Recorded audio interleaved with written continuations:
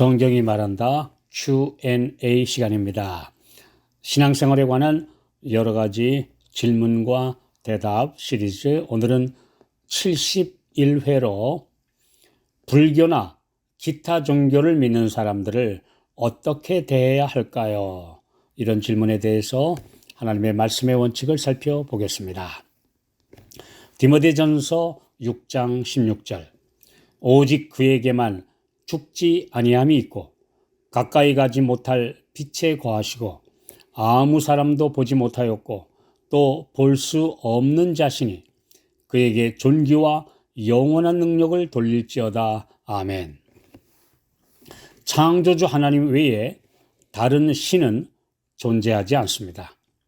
다른 종교에서 믿는 신은 그들이 가지고 있는 희미한 빛에 따라 창조주 하나님에 대한 불완전한 개념을 신으로 형상화해서 섬기는 것일 뿐입니다. 그런 왜곡된 개념은 바른 신앙의 길로 사람들을 인도할 수 없습니다. 불교의 석가는 훌륭한 인품을 가지신 철학자요 스승입니다. 도덕적으로 자비롭고 올바르게 사는 길을 제시한 분이며 덕을 쌓음으로 삶에서 좋은 인품을 기르도록 가르쳤습니다. 그는 인생들이 받는 고난을 운명으로 알고 받아들이고 그러려니 하는 체념으로 108가지의 번뇌를 이기도록 가르쳤습니다. 그러나 그는 사람이었으므로 창조와 재창조의 능력을 가지신 절대자와 비교할 수 없습니다.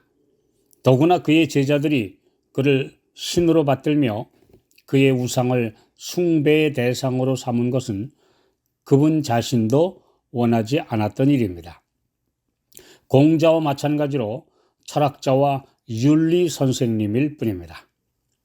이분들은 존경받을 만한 삶을 사셨지만 흙으로 돌아가신 분이며 그래서 내세에 대한 개념을 가르쳐 줄 수 없었습니다.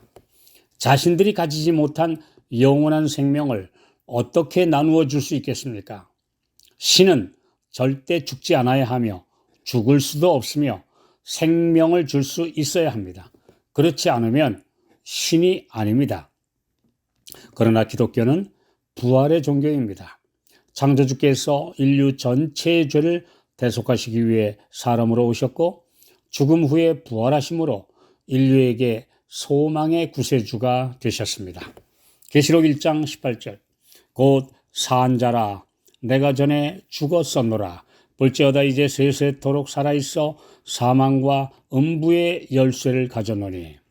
불교와 유교 사상에서 가르치는 도덕과 윤리가 사람을 바르게 살도록 교육시키는데 크게 기여해 온 것은 사실입니다. 그러나 두 가지 면에서는 전혀 할 수 없는 한계에 직면합니다. 첫째는 모든 사람이 나면서부터 지어온 죄와 그로 인한 사망의 형벌에서 사면을 받을 수 없는데 오직 하나님이신 예수 그리스도의 죽음으로서만 대속을 받고 사형 선고에서 벗어날 수 있습니다. 어느 훌륭한 사람도, 아니 천사라도 그 자신이 피조물이기 때문에 인류의 죄를 대속할 수 없습니다. 둘째, 사람이 스스로 노력해서 착하고 훌륭한 인품을 가질 수 있는가에 대해서 완전한 대답을 줄 수 있는 사람은 결코 없습니다. 정신 수양을 하고 도를 닦아서 사람으로서 가능한 한 높은 수준까지 올라가는 사람이 간혹 있긴 하지만 죄 없는 완전에 도달한 사람은 어느 누구도 없습니다. 이것이 사람이 만든 종교의 한계입니다. 그러나 그리스도를 믿는 종교는 자기 스스로 의롭게 되라는 그런 불가능한 목표를 절대로 제시하지 않습니다. 만약 그렇게 가르치는 사람이나 교회가 있다면 참된 그리스도교 신앙이 아닙니다. 더구나 성경은 마태복음 5장 48절, 그러므로 하늘에 계신 너희 아버지의 온전하심과 같이 너희도 온전하라고 가르치고 있기 때문에 사람이 결코 자신의 노력으로 도달할 수 없습니다. 성경이 가르치는 진리는 사람이 죄의 사망에서 해방되는 것은 구세주이신 예수님을 믿음으로 값없이 의롭다 하심을 받아 되는 것이며, 그리고 이제 새 사람으로 출생하여 그분의 장성한 데까지 자라나 마침내 그분을 닮은 사람으로 완전하게 되는 것도 오직 믿음으로 그분이 주시는 능력을 통해 되는 것입니다. 사람 안에는 이런 능력이 결코 없습니다.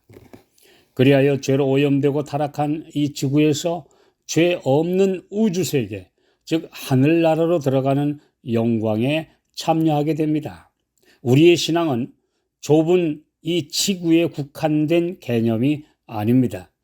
무한한 우주와 불멸의 몸과 하나님께로 이르는 끝없는 향상이 계속되는 그런 높은 차원에 도달하는 세계에 대한 비전입니다.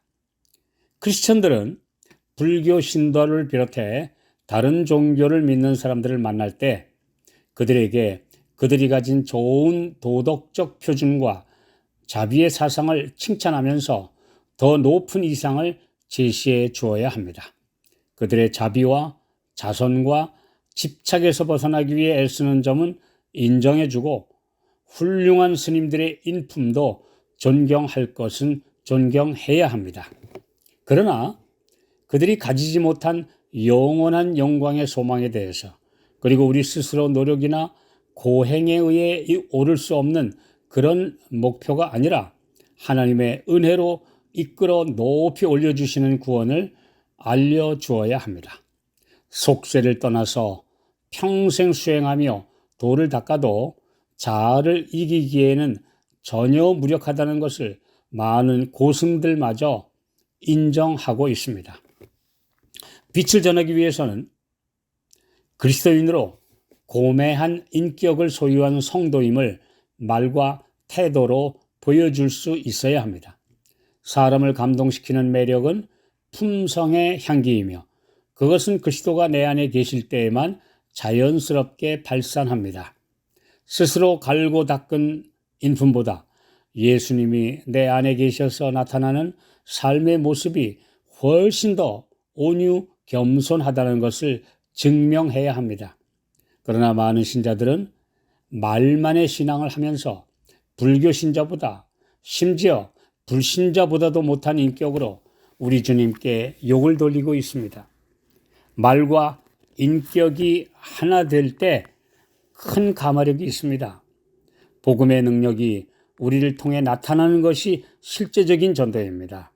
그러므로 우리가 그들에게 복음을 전할 때 먼저 내 자신이 예수님을 닮고 있는지를 자신을 살피면서 겸손한 인품으로 그들에게 다가가야 합니다.